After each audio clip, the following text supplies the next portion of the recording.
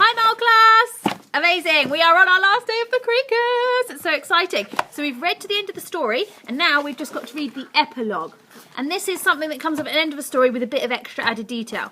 I am recording in class today, so everyone is now waving at you. Yeah, they are. And they're listening in too. So remember, if you want to choose the next book, you have to drop me an email. I've had one so far. I need more suggestions, guys. Okay, so let's start with the epilogue. Tomorrow, Grunt, Guff, Scratch and Sniff creaked back into the Walleb, dragging with them bags and bags of glorious Whiffington rubbish. "Looks at this mucky mess we've got," cheered Guff. "More than we've ever snatched before," yelled Scratch.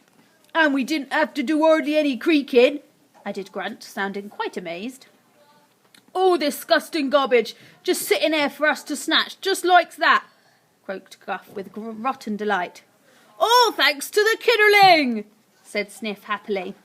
Grunt stopped suddenly, causing the other Creakers to bump into him. He turned and stared at Sniff, looking deep into his round black eyes. No Creaker had ever said a nice word about a kidderling before. They were so used to hiding from kidderlings in the shadows beneath their beds, sneaking into their rooms and creaking around their houses. Being nice about a kidderling was something new, something strange. "His brain must be rotted," laughed Scratch nervously, worried that Grunt was angry at Sniff. "He just needs a good slop at the tavern." "No," Grunt whispered, "Sniff be right. If it weren't for the kidderling, this place would be all sunburnt and we'd be all dusted. She saved us."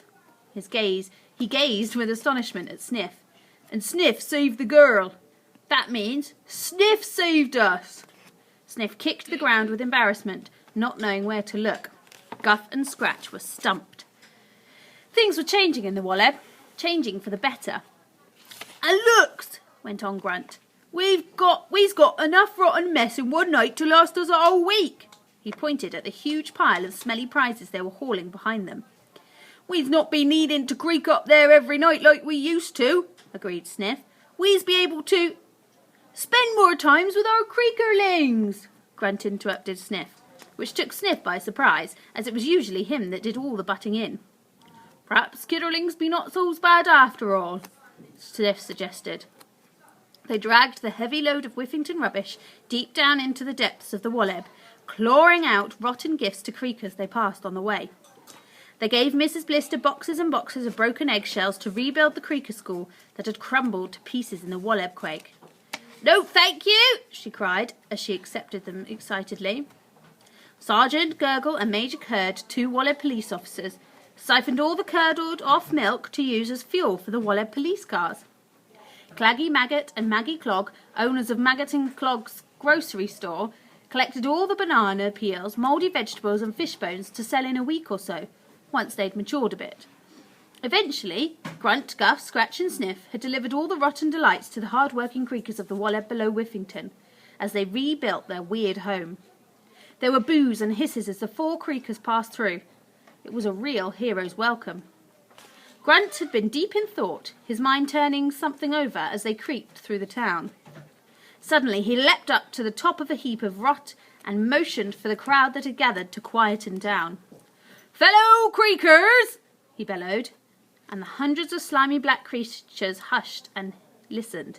"We be starting a new time. We be rebuilding ourselves a new Walleb."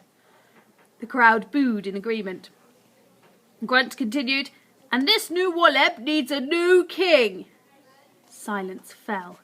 Grunt stood atop of the pile, looking as powerful as a Creaker could look. "Grunt for king! Grunt for king!" the crowd began chanting. Grunt held up his hand and silence fell again like magic. "I would be honoured to be your king," he croaked, and the crowd booed in celebration. "But," added Grunt. The booing was instantly replaced by confused whispers. "But I thinks this new Walleb needs a king with new ideas, and a king with a new way of thinking," Grunt boomed, staring into the eyes of his fellow Creakers. "Someone who's not afraid to be different, just stands up for what he believes to be right." He turned and suddenly pointed his claw at a Creaker behind him. "Someone like Sniff." Gasps erupted erupted from the crowd as all eyes turned to the small boil-covered creaker standing in Grunt's shadow. Sniff dared to trust the kidderling when no one else did. He dared to be different. It was Sniff what saved you, cried Grunt as he dropped to his knee and bowed his bald head to Sniff. There was a pause as hundreds of creakers stood at this teensy creaker. Then, one by one, they dropped to their knees and bowed in respect to their new leader. He was the one who had helped to save the Walleb. Sniff stared out at his disgusting kingdom and let out a little excited squeak. Grunt announced, "All hell is rottenness, King Sniff!"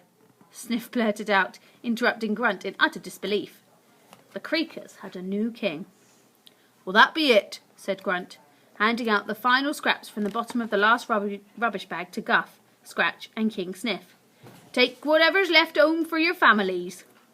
"See you tomorrow," Guff said, his bottom releasing a little pop. "No, not tomorrow. I thinks we's be all right taking a little time off from creaking." Grunt smiled. "That's if the king approves." "Oh, yeah."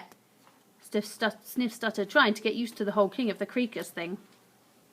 With that, Grunt gave the three of them a little salute and left them standing in the twisted Walleb tunnel.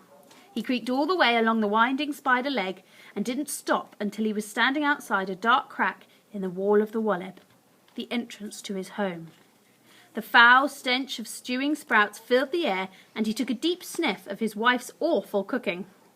"Home, sour home," he sighed, as he stepped inside and was greeted by the most wonderful sound in all the world, Walleb. "Daddy!" The end. Again.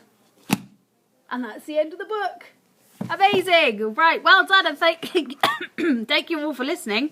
I hope you enjoyed The Creakers. Let me know if you enjoyed it, what you liked about it, what you didn't, and the people in school will be doing the same. And let me know if you've got a nomination for the next book. It has to be done today. Tonight, you have to send it to me, because tomorrow I will be picking the new book. Okay?